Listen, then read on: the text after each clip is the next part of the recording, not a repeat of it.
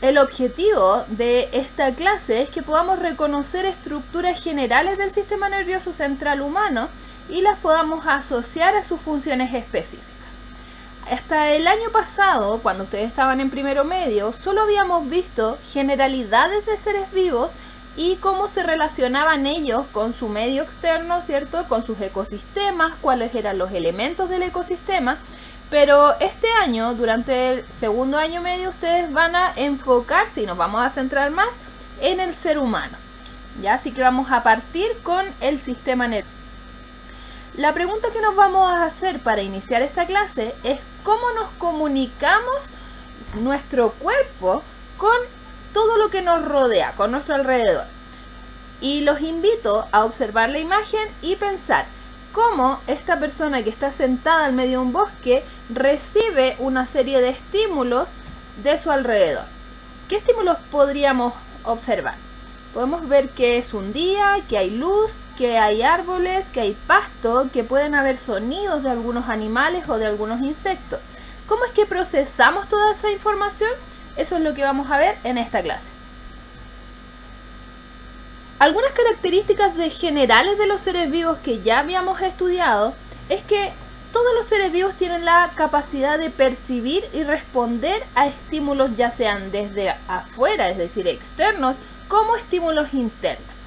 Aquí en estas imágenes tenemos varios ejemplos, como esta vela que produce una luz tenue, una luz suave, y como la pupila de este ojo, ¿cierto? Que es esta parte negra que está en el centro del ojo, es más grande que cuando encendemos la luz es más intensa y nuestra pupila, en vez de agrandarse, se vuelve más pequeña.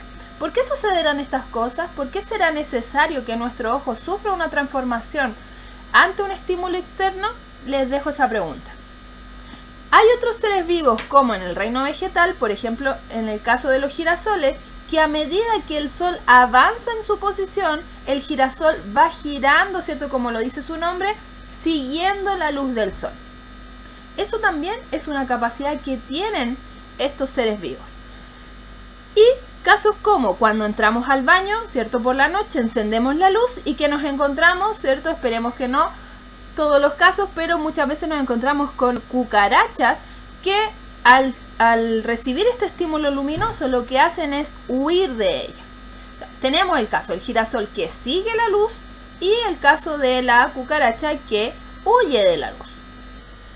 Entonces aquí tenemos dos casos que se nos contraponen. Pero, ¿cuáles son los tipos de receptores que nosotros tenemos y cómo lo hacemos para responder? Aquí tenemos 4 ejemplos de receptores de diferentes tipos de estímulos. Por ejemplo, nuestros ojos son fotorreceptores, es decir, que reciben estímulos luminosos. Algunos órganos de algunos seres vivos, como en el caso de las águilas, están más desarrollados y pueden ver mayor cantidad de colores y mejor definición, pero también hay insectos que también tienen ojos menos desarrollados pero cumplen la misma función, que es ser un fotorreceptor. Otros seres vivos tienen receptores de tipo químicos, es decir, quimioreceptores, como es en el caso de los tiburones, en donde son capaces de detectar a sus presas a grandes distancias debido a estos receptores que tienen en la punta de su nariz. Y hay unos insectos que también tienen unos receptores en sus antenas que les permiten darse cuenta en qué lugares están sus presas. También tenemos el caso de los gatos, por ejemplo, que con sus bigotes son capaces de sentir vibraciones, es decir, que tienen mecanorreceptores, son capaces de detectar movimientos, y lo mismo con las ranas, que al tener un oído altamente sensible a estas vibraciones son capaces de darse cuenta en dónde pueden estar posibles peligros o posibles presas. ¿Y qué pasa, por ejemplo, con seres vivos que se desarrollan en ambientes nocturnos? ¿Cómo ellos son capaces de responder a estos estímulos o de poder saber en qué lugares están sus presas? Es a través de receptores de calor, es decir, termorreceptores. Las serpientes son capaces de sacar su lengua, ¿cierto?, y poder recibir estímulos químicos, tienen quimioreceptores, pero también tienen unos orificios que son capaces de medir la temperatura y saber en qué lugares se esconden sus presas. o cómo un mosquito durante la noche, cuando tenemos la luz apagada, es capaz de saber en qué lugar exacto de la habitación nosotros estamos, y es que ellos tienen en sus antenas receptores de calor. Ahora, si nos preguntamos qué tendrán en común todos estos seres vivos, vemos que hay diferentes seres vivos como las estrellas de mar, las anémonas, gusanos, calamares, los platelmintos y nosotros como seres humanos, que lo que nos une es que tenemos un sistema nervioso que logra comunicar nuestro cuerpo con lo que está sucediendo en el exterior. Pero podemos ver que estos sistemas nerviosos en algunos casos son muy complejos, como es en el caso del ser humano y en el caso de los calamares, que también tienen un cerebro y un sistema de nervios que comunica todo su cuerpo, pero tenemos otros seres vivos que tienen sistemas nerviosos más sencillos, como la estrella de mar. ¿Cuál será entonces la función de este sistema nervioso? Vamos a ver que existen 3 funciones determinadas para este sistema, que es la función sensitiva, es decir, cómo tomamos la información de nuestro alrededor y la llevamos hacia un centro que elabore una respuesta, es decir, la función que nos permite conectar los órganos de los sentidos con nuestro sistema nervioso. Una segunda función del sistema nervioso es la función motora, que como podemos ver en la imagen, es como a través de los músculos nosotros somos capaces de elaborar una respuesta. En este caso podemos ver que el sujeto está corriendo, que puede ser una respuesta ante una situación de peligro en donde yo debo huir, y eso se ejecuta a través de la función motora del sistema nervioso. Y finalmente la función integradora, que como vimos en algunas clases, hay diferentes sistemas que componen nuestro organismo. Es decir, puede ser el sistema respiratorio, el sistema cardíaco, ¿cierto? El sistema renal, y qué sistema es el encargado de conectar todo esto en un solo individuo es el sistema nervioso. ¿Cómo era nuestro sistema nervioso? Vemos que nuestro sistema nervioso central van a ser esta estructura, que son todas aquellas que están dentro del encéfalo, y la médula espinal.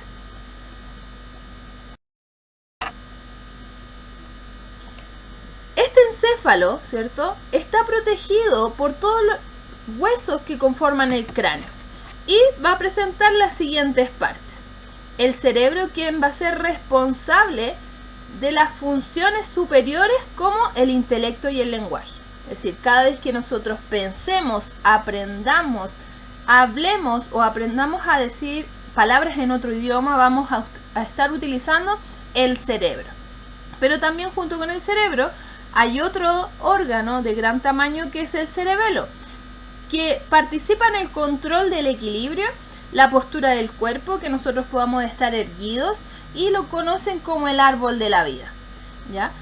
Y finalmente tenemos a el bulbo raquídeo, quien participa en el control involuntario de las funciones vitales, como el respirar, los latidos del corazón, ¿cierto?, la presión arterial. Todas estas funciones son reguladas, ¿cierto?, por este bulbo raquídeo, y quien es el centro, por ejemplo, de algunas funciones, ¿cierto?, involuntarias, como es el estornudar, la tos y el reflujo del vómito, ¿ya?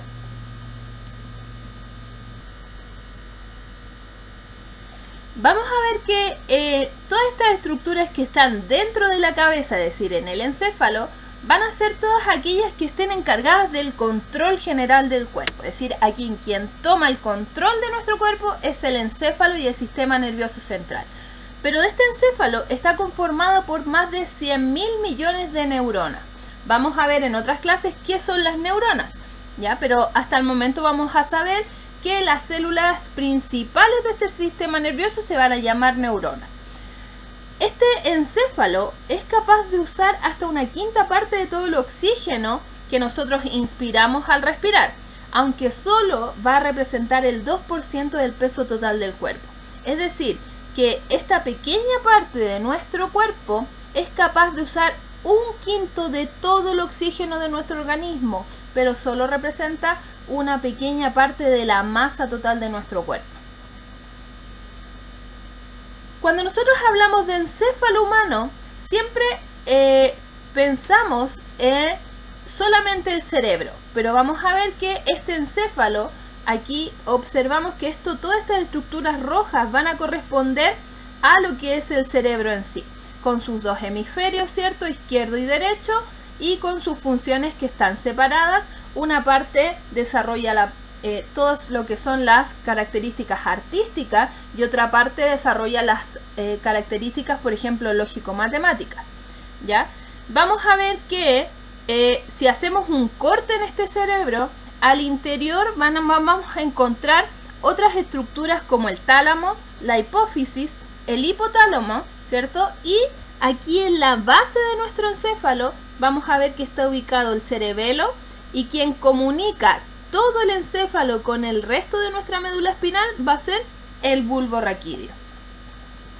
Pero este cerebro que nosotros ya habíamos empezado a estudiar, vamos a ver que tiene diferentes divisiones que nosotros podemos nombrar como en la parte frontal, es decir, donde está nuestra frente, vamos a llamar la área frontal, ¿ya? Sobre esta está el área parietal. A los costados, por sobre las dos orejas, tenemos el área temporal, y en la nuca vamos a ver que está el área occipital. Cada una de estas áreas tiene una función en específico. Como podemos ver, en la parte frontal está desarrollado todo lo que es el pensamiento, el lenguaje y movimientos finos como son el escribir, ¿ya? Todo eso se desarrolla en la parte frontal. Si una persona se golpea la cabeza en esta parte, lo más probable es que se le olvide hablar, se le olvide, tenga pérdida de memoria, ¿cierto? Y que no pueda desarrollar algunas actividades como escribir.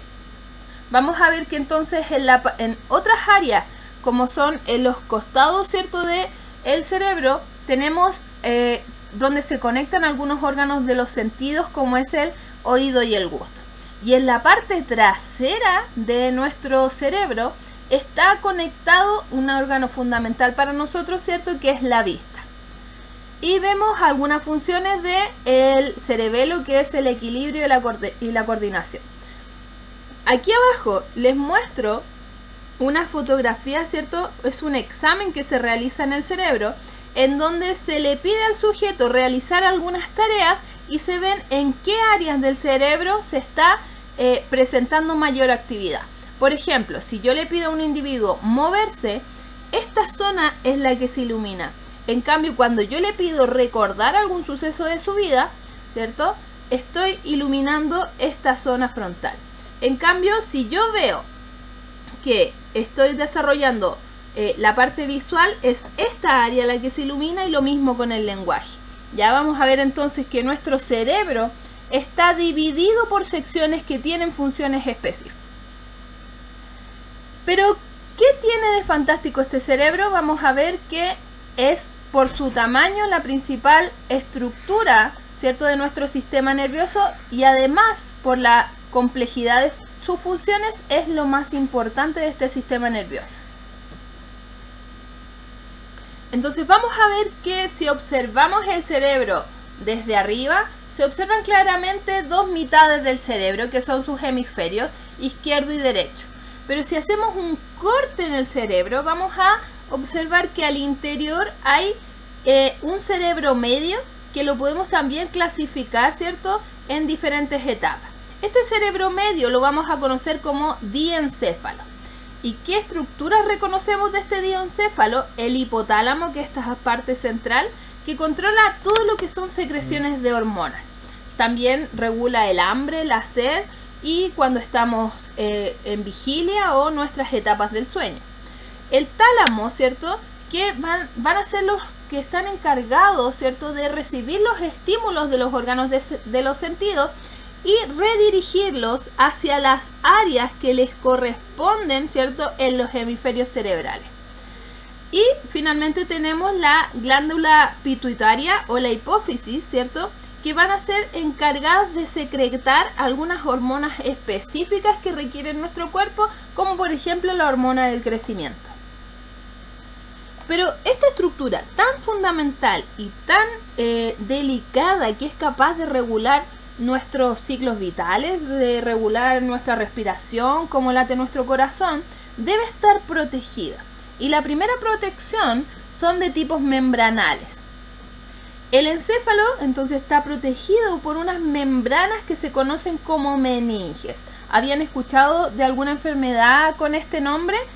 Puede ser la meningitis, ¿cierto? Que es cuando estas membranas se inflaman, ¿cierto? Y son capaces de dañar el tejido neuronal.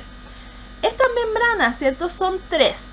Tenemos, ¿cierto? Una membrana blanda que está más cercana al cerebro y la conocemos como pía madre. Luego tenemos una membrana que es como una red y que es conocida como la aracnoide. Y finalmente tenemos una membrana más rígida y dura que está en contacto directo con el hueso, que es la dura madre. Luego tenemos, ¿cierto? Está protegido nuestro cerebro también por un líquido que lo que hace es hidratar el cerebro y además protegerlo como un amortiguador ante un golpe. Ya nuestro cerebro no está suelto dentro de nuestro cráneo, sino que está bañado por un líquido cefalorraquídeo. Y las protecciones óseas. El hueso principal que protege nuestro encéfalo es el cráneo, ¿cierto? Que protege estas tres estructuras, cerebro, cerebelo y bulbo raquídeo, ¿cierto? Y además tenemos a las vértebras de nuestra columna vertebral que protegen a nuestra médula espinal. ¿Y qué es la médula espinal? Vamos a ver que entre cada vértebra hay un conducto que por el centro de este conducto es recorrido por esta médula, ¿cierto? Esta médula espinal que llevan terminaciones nerviosas que conectan el cerebro con el resto de nuestro cuerpo. Vamos a ver que tiene una función de centro de elaboración de reflejos. ¿Han visto en la televisión o lo han experimentado ustedes cuando golpeamos nuestra rodilla con un martillo y nuestra rodilla involuntariamente realiza un movimiento y ese movimiento es conectado a través de este estímulo, ¿cierto? Recorre nuestras neuronas, ¿cierto? De nuestra pierna, llega hasta nuestra médula espinal e inmediatamente, ¿cierto? Al instante es capaz de elaborar una respuesta que es una patada. Todo esto funciona en la médula espinal.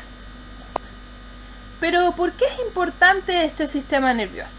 Vamos a ver que el sistema nervioso es importante porque es el encargado de relacionarnos con el exterior, ¿cierto? Vamos a ver que todos estos órganos de los sentidos que estudiamos muchas veces cuando estaban en la educación básica, ¿cierto? Muchas veces los cantaron, como vieron la vista, el olfato, el gusto, el oído, el tacto. No sirve de nada si no hay un centro que sea capaz de interpretar la información que nos dan los sentidos. Pero también se encarga de controlar otras funciones de nuestro organismo, como funciones como el latir del corazón, la digestión, la respiración, la reproducción, la producción de hormonas que nos hacen crecer, ¿cierto? Entonces, algo también muy importante que es encargado de guardar nuestros recuerdos. Y con esto también hay enfermedades que se producen a lo largo de los años, ¿cierto? Como el Parkinson, el Alzheimer, que lo que hacen es afectar directamente nuestro sistema nervioso central. Por eso es muy importante no realizar actividades que pueden atentar contra nuestro sistema nervioso, como es el uso de drogas que lo que hacen es disminuir nuestra capacidad nerviosa. Ahora, pongamos a prueba nuestros aprendizajes. Pregunta 1 dice, ¿qué estructuras componen este encéfalo?